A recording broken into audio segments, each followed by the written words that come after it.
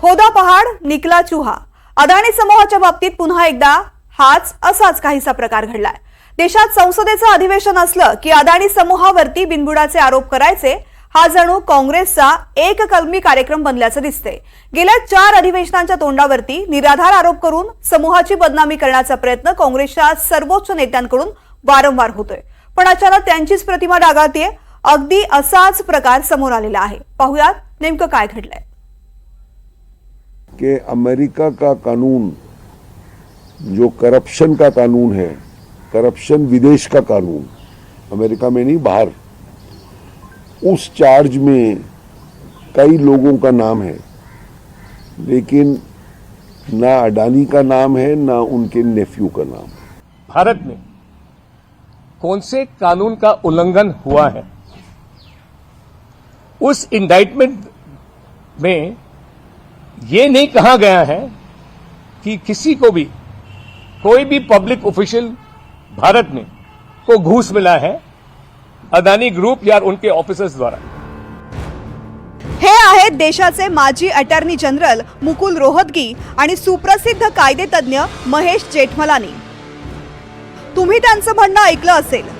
अदानी समूहाचे प्रमुख गौतम अदानी आणि त्यांचे पुतणे सागर अदानी यांच्यावर अमेरिकेत लाचखोरीचा आरोप लावण्यात आलेला नाही असं रोहतगींचं म्हणणं आहे।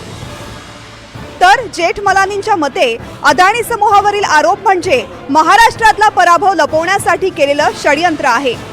हे सगळं सांगण्याचं कारणही तसंच आहे। गेले 2 दिवस संसदेचं अधिवेशन सुरू आहे आणि काँग्रेसचे खासदार याच मुद्द्यावर गोंधळ घालून कामकाजात अडथळे आणतात। गेल्या आठवड्यात अमेरिकेतील न्यूयॉर्कच्या डिपार्टमेंट ऑफ जस्टिसनं अदानी ग्रीन आणि अझूर पॉवर या 2 कंपन्यांच्या अधिकाऱ्यांवर 5 मुद्द्यांचं आरोपपत्र दाखल केलं। यातील पहिला मुद्दा परदेशात लाचखोरीचं षडयंत्र करणं आणि शेवटचा मुद्दा कायद्याच्या प्रक्रियेत अडथळा आणणं हा होता। हे दोन्ही आरोप फौजदारी स्वरूपाचे असून अदानी कुटुंबातील कुणाचीही नावं यात नाहीयेत। उरलेले 3 मुद्दे अमेरिकेतील सिक्युरिटीज एक्सचेंज कमिशन मध्ये अपुरी माहिती दिल्याचे आहेत। हे आरोप दिवाणी स्वरूपाचे आहेत आणि यात प्रामुख्याने दंड भरून आरोपी व्यक्ती किंवा कंपनीला आरोपमुक्त करता येतं। ये मैंने इंडाइटमेंट पढ़ा, ये चार्जशीट की तौर से है। इसमें 5 चार्जेस हैं।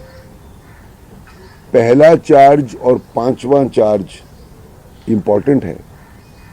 पहला चार्ज है कि अमेरिका का कानून जो करप्शन का कानून है, करप्शन विदेश का कानून, अमेरिका में नहीं बाहर, उस चार्ज में कई लोगों का नाम है, लेकिन ना अडानी का नाम है ना उनके नेफ्यू का नाम।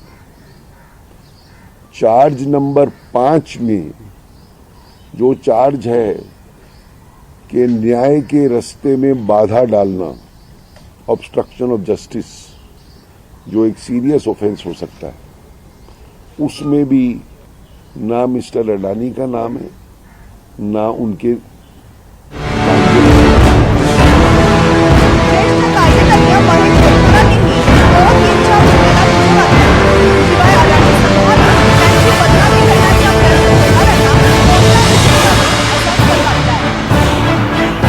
काफी नाम हैं, लेकिन उस इंडाइटमेंट में ये नहीं बताया गया है कि भारत में कौन से कानून का उल्लंघन हुआ है।